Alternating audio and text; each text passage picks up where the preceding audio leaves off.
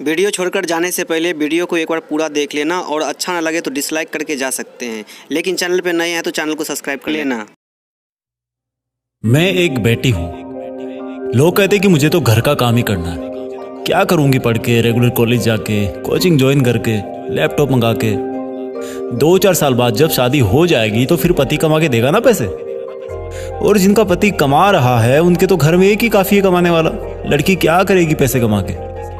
पैसे तो हस्बैंड देगा ना, पापा देंगे, भाई देगा। बहुत अच्छा, पैसे सब देंगे, लेकिन एक चीज उसको कोई नहीं दे सकता, वो है उसकी सेल्फ रेस्पेक्ट, सेल्फ सेटिस्फेक्शन, उसका खुद के पैरों पे खड़ी होने का सपना, उसका अपनी जिंदगी अपनी मर्जी के हिसाब से जीने का सपना। यहां पर बेटा 4 कोचिंग में पढ़कर अच्छे मार्क्स नहीं ला सकता, वहीं पर बेटियां 4 दीवारी में रहकर टॉप कर जाती है। कितनी मुश्किलें आती है बेटियों को 4 दीवारों से चांद सितारों तक जाने में।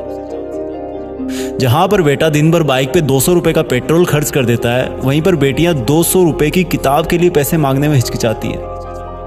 ये जो हम बेटियों को 1000, 500 या 200 रुपए देते हैं ना, कभी पूछना उनके दिल से कि कहीं उनको एक भीख तो नहीं लगती।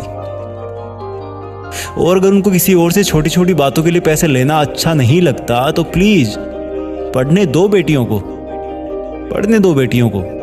जब हम लड़के पूरी उम्र भर 1000, 500 या 200 रुपए में गुजारा नहीं कर सकते, वो भी खुद के घर में, तो सोचो बेटियां कैसे बिना अपने पैरों पे खड़ी हुई जिंदगी भर पराए घर में जाकर के हफ्ते तो हफ्ते में मिलने वाले 1000, 500, 200 रुपए से गुजारा कर सकती है। दिल पसीजा ना।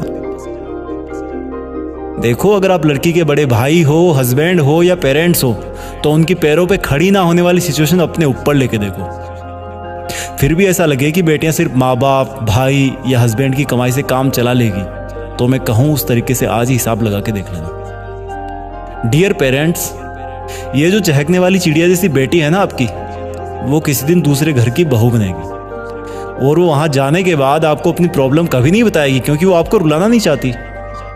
उसे अपने ससुराल की इज्जत बनाए रखने को कहा जाएगा। बहनों के बड़े भाइयों, ये जो तुम बड़े रौब से अपनी सिस्टर को कहते हो ना कि घर में रह के पढ़ लिया कर, तो सुन ले बड़े भाई, तू वीकेंड पे ना बाहर जाके थोड़ी पार्टीज कम कर लिया कर, घूमने ना जाओ, मोबाइल से मत पढ़ा करो। इन सब की नसीहत देते रहते हो ना, वही सिस्टर किसी दिन एक परिवार की काम वाली बहू बनकर रह जाएगी। बेटियां कहने को तो 2 घरों की होती है, लेकिन असल में कभी कभी ना इधर की होती है ना उधर की। टाइम बदलता है। हर एक माँ कभी बेटी थी और बेटी ही किसी दिन माँ बनती है। और अगर कोई बेटी इस वक्त जीत फिक्स के इस वीडियो को देख रही है ना या सुन रही है, तो सुनो बेटी, अगर तुम भी बेटी की माँ बनो किसी दिन, तो अपनी कहानी जरूर सुनाना उसको। शायद सब लोग बेटियों को बेटों के बराबर स्वीकारना शुरू कर दें। जब रक्षाबंधन आए तब भले ही तुम अपनी बहन या बेटी को गिफ्ट ना देना, लेकिन उसको एक वचन जरूर देना कि चाहे कुछ भी हो जाए बेटी, मैं तुम्हें तब तक पढ़ाऊंगा जब तक तुम्हारे सपने पूरे नहीं हो जाते। और ये वचन तुम राखी बंधवाने के बाद नहीं दोगे, पहले तुम ये वचन दोगे तब वो तुम्हें राखी बांधेगी।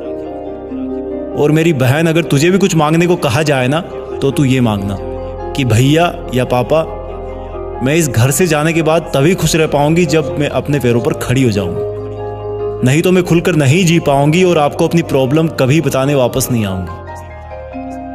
आओ कुछ बदलाव करते हैं। जय हिंद।